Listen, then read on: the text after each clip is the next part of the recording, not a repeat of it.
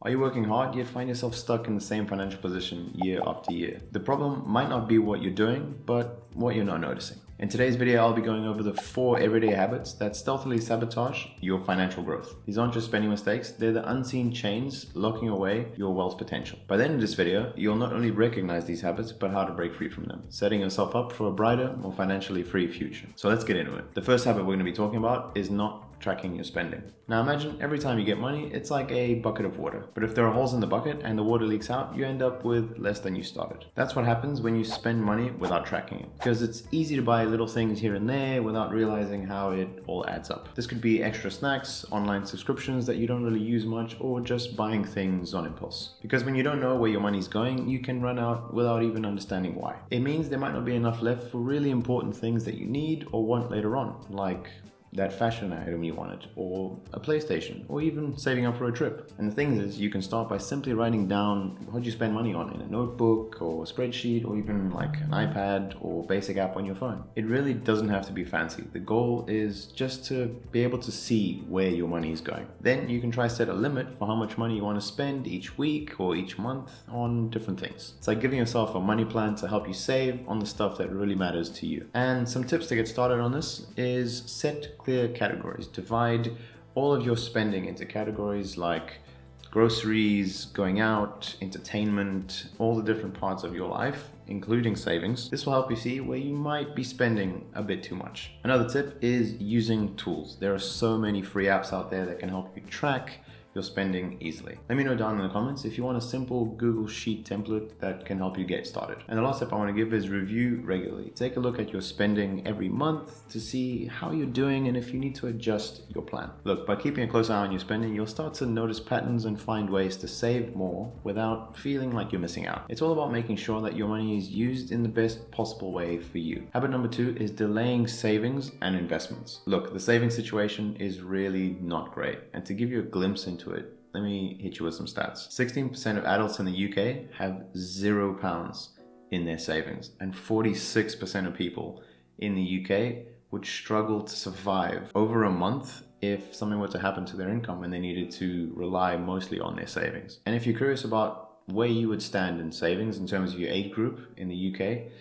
these are the numbers right on screen. And the thing is, these numbers are even inflated because there are footballers that are under 25 that are making way more money and have a lot of savings, and these inflate the numbers. Now, these are 2 of the most important things that can help secure your financial future. Think of saving and investing like planting a seed. If you plant it now, it has way more time to grow into a big tree. If you wait too long to plant it, it will still grow into a tree. It'll just be a smaller tree. The thing is, many people wait for that perfect time to start saving and investing, thinking that maybe they need a lot of money to begin, or maybe waiting for a time that they believe they'll have more money to spare. But there is no perfect time to start, but there is the best time to start, and that is always right now. Because waiting to save and invest means that you'll miss out on something called compound interest, which is like your money making more money over time. For example, if you save a little bit of money and it earns interest, next time you'll not only make interest on the money that you had originally, but also on the interest that you got previously. Over many years, this adds up and can really make a massive difference in how much money you have in the future for things like buying a house, or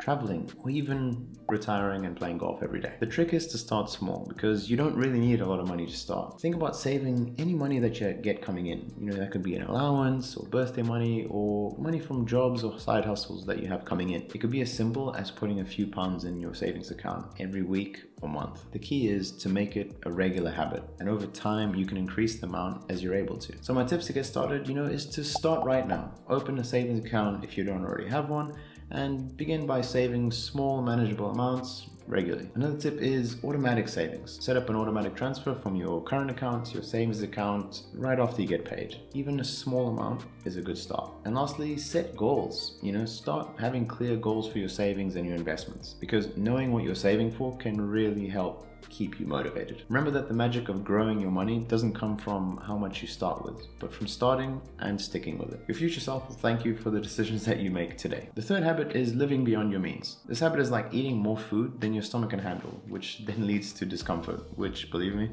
I know. Spending more than you earn leads to a similar kind of financial discomfort. It's often caused by wanting the newest tech or fashion or experiences that you see others enjoying, even if your budget doesn't allow for it. This can lead to using things like credit cards or getting loans to buy things that you don't necessarily need, creating debt that can be hard to pay off. Living beyond your means can trap you in the cycle of debt, where you're always playing catch up and can't save for your real goals. It limits your financial freedom because a lot of your future money is already promised to pay for past purchases. Plus, knowing you owe more than you can actually afford to pay back causes so much stress. The key is to find balance between enjoying life now and not compromising your financial health in the future. Start by understanding your income and expenses really well. Create a budget that includes savings and stick to it, while also living within your means. Before making any purchase, especially the big ones, ask yourself if it's something that you truly need or will benefit your life in some way. Some tips to get you started, which is, I know, the same as something that I said in habit number 1, but it's really important, is to track your income and expenses, which is going to help you identify the areas that you might be overspending. Another tip is to create a realistic budget. Allocate money for your needs first, things like rent, food, and bills, and then you can include savings. And then stick to this budget as closely as you can. And over time, you can update it for when you see that you might be valuing certain things over others. Another one is saving for big purchases. Instead of buying on impulse, plan and save for those big purchases. This way, you can enjoy them without feeling the stress of debt. And lastly, avoid using credit for non-essentials. Now, credit cards can be such a useful tool, but you have to try and use it wisely and not as a way to extend your spending capacity for things that you can't afford. By doing these habits, you can enjoy your life today without sacrificing your financial well-being tomorrow. It's about making informed decisions that prioritize the spending in the way that aligns with your long-term happiness and goals. And the last habit I want to talk about today is ignoring financial education. Now, I know that this is one of those things that should be taught in school, and honestly, I'm not here to tackle the school system yet. But I want you to imagine you're trying to bake a cake for the first time without a recipe or any baking experience. The chances are it might not turn out as well as you hoped. This is similar to managing your money without learning how to do it properly. Not taking the time to understand how money works or how to save, invest, and spend wisely is like walking through a maze blindfolded. You might find your way out eventually, but it's going to take you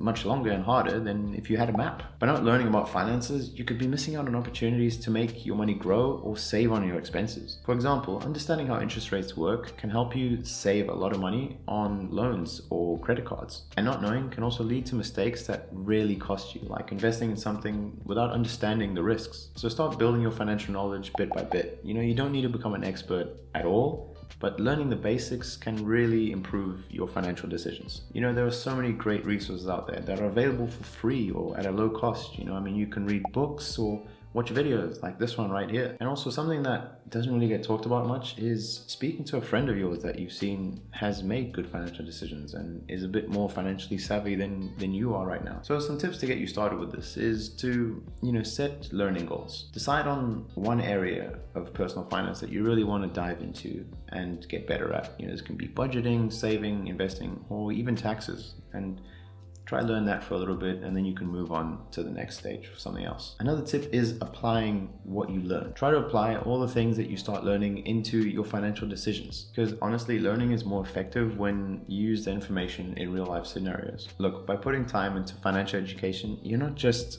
learning about money, you're learning how to secure your future, make more informed decisions, and achieve your financial goals with real confidence. So these are the 4 everyday habits that can really limit your financial health. If you find yourself doing one or more of these habits, I really encourage you to pick one and try to focus on improving it for the next 3 months. Small and consistent changes can lead to massive improvements in your financial well-being. Because remember, taking control of your finances isn't just about the numbers. It's about setting yourself up for a future where you're free to pursue your dreams without financial stress. Every step you take towards breaking these habits is a step towards that freedom. So thanks for watching, and I'll see you next time.